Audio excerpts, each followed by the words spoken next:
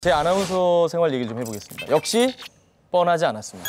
처음에 했던 방송이 이수근 씨의 가발을 쓰고 고음 불가를 아침 방송에서 했습니다. 그거를 하고 아나운서실이 뒤집혀졌습니다. 왜냐? 전현무는 얼굴로 봤을 때는 앵커거든요. 그래서 얘는 뉴스를 시키려고 그랬거든요. 뭐 얼굴이 한 10년차 앵커같이 생겼으니까. 전혀 뭐 예능 쪽으로는 생각이 없는 아이처럼 보이니까. 잘못 뽑았다 논란이 일기 시작을 합니다. 아니 얘 왜 이러냐 도대체 뭐 약 먹었냐. 사실은 면접 때까지는 제 자신을 속였던 거거든요. 들어오자마자 본색을 드러내기 시작한 거죠. 저는 사실 그렇게 생각합니다. 아나운서가 올바른 말, 바른 말만 하는 사람들이라고 생각을 하는데 사실은 여러분들 오해거든요. 아나운서들 욕 엄청 잘해요. 술 엄청 많이 먹습니다. 사람입니다. 그리고 표준어도 생각보다 많이 모르는 분들도 있어요. 근데도 불구하고 그게 아닌 척 포장하는 게 요즘 세대에 안 맞다고 생각한 거예요. 인정할 거 인정하고 그리고 아나운서의 본분을 유지하면 되는 거거든요. 예를 들어서 어느 예능 프로에서 제가 게스트로 나갔는데 MC가 물어봤어요. 하마터면이 맞아요? 하마터면이 맞아요? 뭐 이 얘기 나온 거예요. 그냥 아나운서니까 나한테 물어봤죠. 제가 그랬어요. 실제로 방송 중에. 모르겠는데요? 내 이놈한테 물어보세요. 인터넷 검색 찬스 쓸까요? 뭐 별 얘기 다 했어요. MC도 놀래고 PD도 놀래고 아나운서실에서 화가 나고 넌 아나운서 대표로 나서 뭐 하는 짓이냐? 아, 나는 솔직히 몰라서 그런 건데요. 오히려 이렇게 얘기하는 게 시청자와 나의 장벽을 낮추고 아, 쟤도 모르는구나. 그러면서 이제 거기에 대해서 하마터면이 맞습니다라고 얘기하는 게 오히려 쉬운 접근법이지. 그리고 실제로 방송 나서 그 얘기했습니다. 이렇게 해야 효과적이다. 효과적이다. 효과적이다? 효과가 하나도 없을 것 같지 않아요? 뭐가 효과적이야? 효과! 효과! 뭐 이러고 다녔어요. 라디오에 효과! 효과! 뭐 이러고. 일부러. 그리고 뭐 멘탈 붕괴가 온다. 쓰면 안 되는 말입니다. 외계어고. 근데 솔직히 그냥 여러분께 여쭤볼게요. 멘탈 붕괴를 대체할 말이 뭐가 있습니까? 정신이 없다? 넋이 나갔다? 어리 빠졌다? 이상해. 그 느낌이 아니잖아요. 멘붕은. 우리의 멘붕은 그런 뜻이 아니잖아요.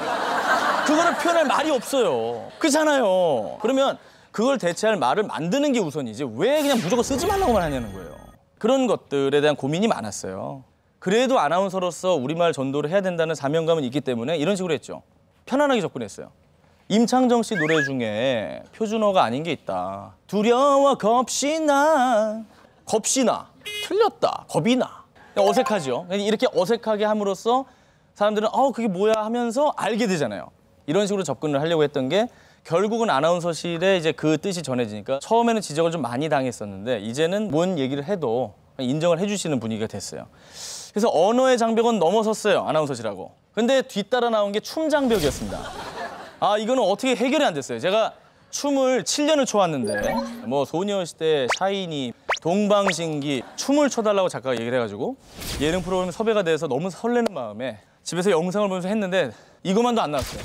정말 몸부림만 치고 있더라고요. 그래서 학원을 가야겠다. 이거는 제작진에 대한 예의가 아니다.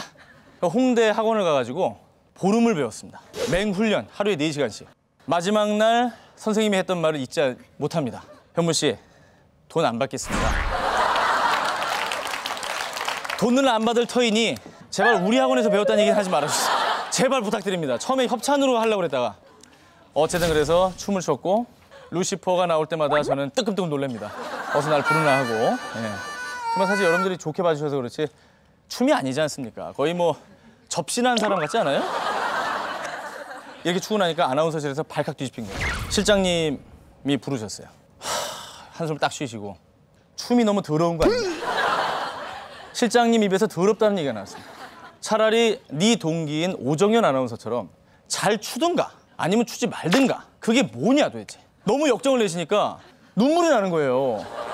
난 보름 동안 배워온 건데 잘 춰보겠다고 배운 게 이 모양인데 그걸 가지고 굉장히 역정을 내시니까 죄송합니다. 그리고 그때 심할서를 쓰고 춤을 다시는 더럽게 추지 않겠습니다라고 정확히 적어가지고 드리고 나왔어요. 나왔는데 그 당시 노래가 좋다는 프로가 있었습니다. KBS에. 전화가 왔어요. 현무 씨 나와주시면 안 돼요?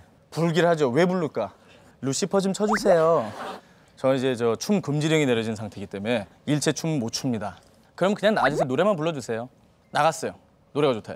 나갔는데 그 당시 MC가 남희석 씨였는데 전현무 씨 하면 루시퍼 안 볼 수 없잖아요. 갑자기 그러는 거예요. 그럼 현장에서 이렇게 방청객들 여러분들 계시고 작가분들 있고 다 한데 거기서 저는 춤 금지령이 내려져 노래 그냥 틀어버렸어요. 또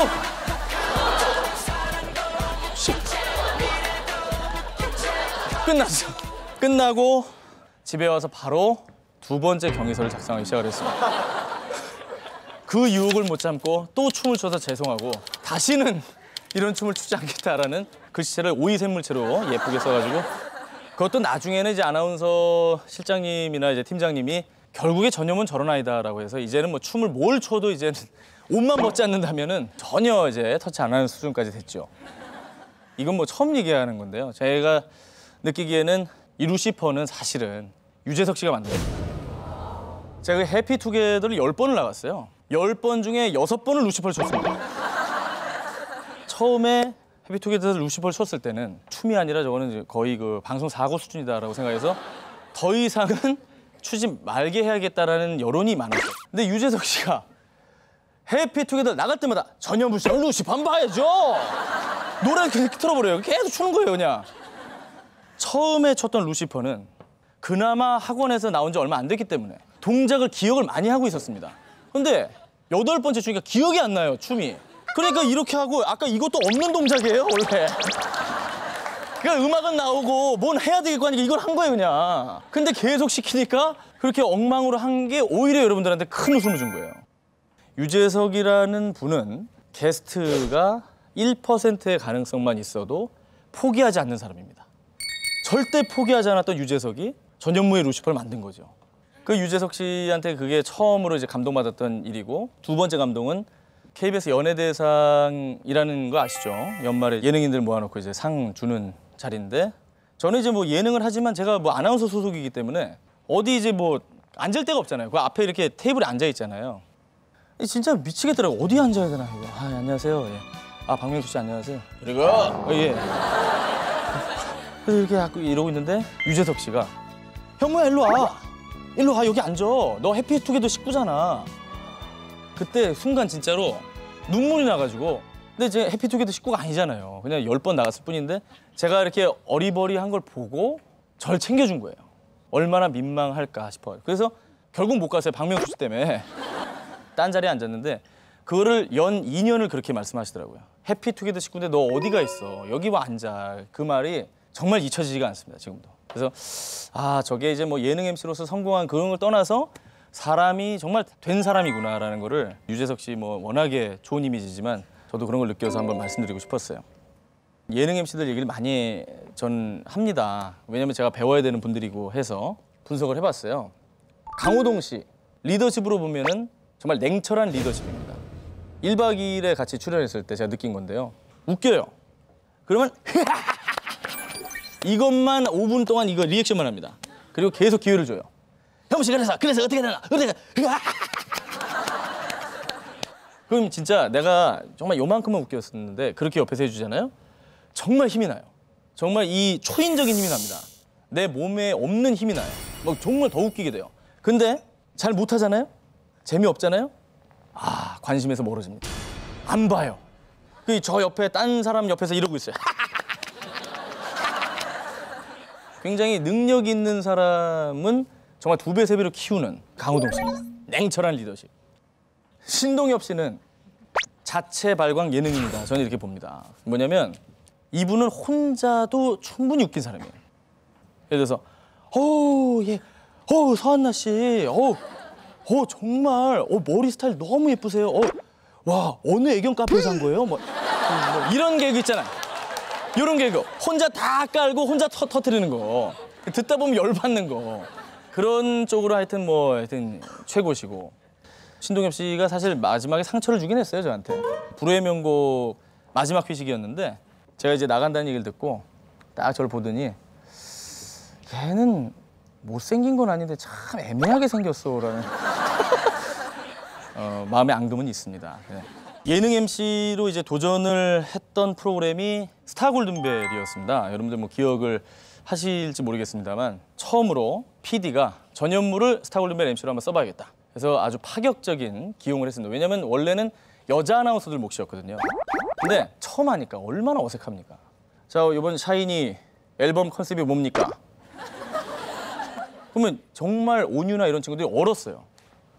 저 취조하세요?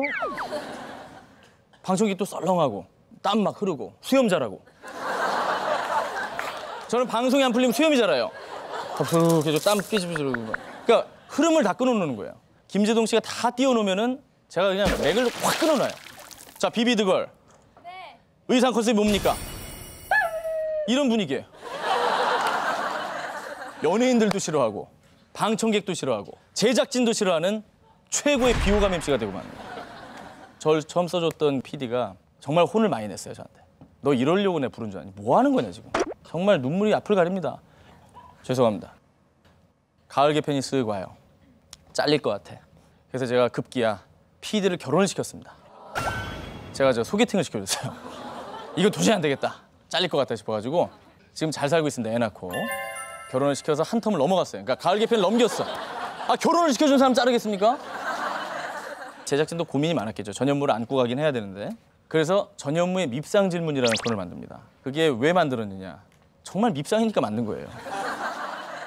맥도 끊지, 연예인들이 질문만 들으면 기분 나빠하지. 이러니까 아, 이걸 코너로 만들자. 그래서 전현무의 밉상 질문이라는 코너를 만들어서 정말 밉상인 질문만 한 겁니다.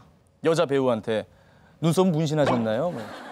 우리가 띄워줘야 되는 스타인데도 불구하고 얼굴이 왜 이렇게 크세요? 3D가 따로 없는데 이거. 심지어 뭐 이경실 씨 같은 경우는 사실 예능 쪽에서는 굉장히 대선배고 예능인들이 어려워하는 분인데 그분한테도 뭐 아우 이경실 씨 정말 보는 눈이 있으세요. 김태현 씨, 김신영 씨 다 발굴하셨잖아요. 네, 그랬죠. 제가 봤죠. 이경실 씨 너나 잘하세요. 그랬어요. 미친 거죠. 나 하나 살겠다고. 그래서 또 끝나고 이경실 씨한테 죄송합니다 지금. 하여튼 방송 끝나면 이제 사과하는 게 일이었어요. 그런 우여곡절이 있은 다음부터 이제 조금 적응을 하고 열심히 배우려고 하고 마치 언론사 시험을 준비했듯이 유재석 씨, 강호동 씨, 뭐 신동엽 씨나 이런 분들 다 보면서 아 멘트를 저렇게 하는구나. 좋은 MC는 이런 거구나라는 걸 제가 열심히 공부해가지고 좀 나아진 편이죠. 제가 이제 뭐 여러 가지 얘기가 있는데 그 얘기 있죠. 4개 국어가 능통하다는 거예요. 한국어, 영어, 중국어, 일본어. 그 기사가 나고 나서 저는 일본어 학원을 수강을 하기 시작을 했어요. 일본어 못하거든. 히라가나도 못 읽는데. 그래서 누가 뭐 하면 어떡하려고 일본어를 그때 좀 배우기 시작했고 중국어는 그 전에 학원을 다녔어요. 뭐 중국을 가본 것도 아니고 영어는 뭐 사실 뭐 카투사 경험이 있고 예전에 외고도 다니고 해서 영문과고요. 일단 워낙에 뭐 이게 비주얼적으로나 이런 게 많이 우위에 있지 않으니까 그런 어떤 외국 능력도 좀 있어야 되겠다는 생각에 배웠던 거고 해외 스타를 인터뷰할 때 제가 그 외국어를 좀 쓰게 됩니다. 제가 영어를 잘한다, 내가 중국어를 잘한다 이걸 자랑하고 싶어서가 아니라 나가서 키아누 리브스를 인터뷰를 합니다. 정확히 7분 줍니다. 7분. 7분 동안 다 하래요. 7분이 지나면 흑인 매니저가 나타납니다. 이말 타임 오버. 그럼 7분 동안 뭘 물어봐요? 만약에 통역을 끼고 하면은 What is your favorite food? Korean food. 불고기, 김치찌개. 한국에 오니까 어떠냐? What's your first impression on Korea? Very good. Oh, nice. Ooh, fantastic. 4분 지났어, 4분. 김치찌개랑 판타스틱 듣고 4분 지나. 자, 그러면 끝으로 저거 여기 연예가 중계 읽어줄래? 연예가 중계. 끝. 인터뷰가 아무 내용이 없는 거예요. 김치찌개, 판타스틱, 연예가 중계 끝이야. 통역을 끼면 안 되겠다. 그냥 내가 못 알아듣더라도 내가 그냥 하겠다. 그러면은 4가지 질문할 거 한 10가지는 할 수 있거든요. 그래서 처음에 이제 무리하게 안 들려도 영어를 했던 게 아주 조금 화제가 됐던 영상이 있습니다. Yeah, we have actually a song for you. A song? Yeah. Shy, shy, shy boy. Oh, my boy. Yeah. I'm sorry. I hope that you will learn that song. Shy, shy, shy boy. Bad boy. Yeah, I'm shy boy. You gotta memorize it. I got it. All right. I got it now.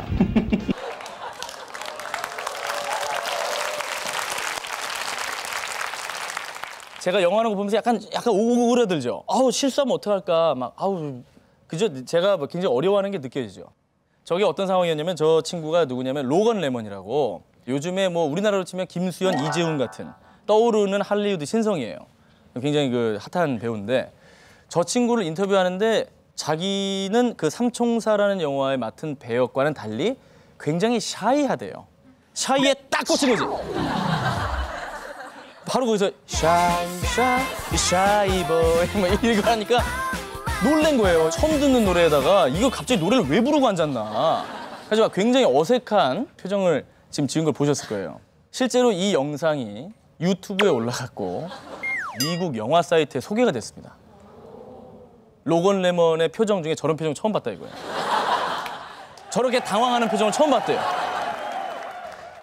외국어에 대해서 요즘엔 많이 이제 공포가 없어진 것 같긴 합니다만 아직도 공포가 있으시다면 그냥 부딪혀라. 진정성이 없다라는 얘기를 참 많이 들었습니다, 제가. 이경규 씨가 많이 하셨던 얘기고 새롭게 저랑 택시 MC가 된 김구라 씨도 저한테 진정성이 없다라고 바로 얘기하더라고요. 그래서 이제 진정성이 없다는 얘기를 하도 들어서 스트레스 받아가지고 KBS 그만두고 이제 새로운 도전을 하기 앞서서 제가 인도로 여행을 갑니다. 보통 이제 새로운 도전을 하는 사람들이 인도를 가잖아요. 자기 자신을 버리고 새로운 것을 얻어오는 공간이라고 해서. 근데 저는 인도를 가서 몸을 버리고 병을 얻어왔습니다. 5일 동안 설사했고 몸살이 너무 심해가지고 굉장히 힘들었어요. 근데 인도라는 데를 간다고 했을 때 주변에서 다 그랬어요. 정말 너무 진정성이 없다고. 너는 괌이나 사이판을 갈 것 같은데 느낌이. 왜 인도를 가느냐. 그 자체가 진정성이 없다. 생각해보니까 그렇더라고요. 인도 가서 저는 사실 큰 걸 느끼진 못했습니다. 아, 그 인도 여행이 진정성이 없었구나. 그러니까 진정성이라고 하는 건 저는 이렇게 결론을 해요.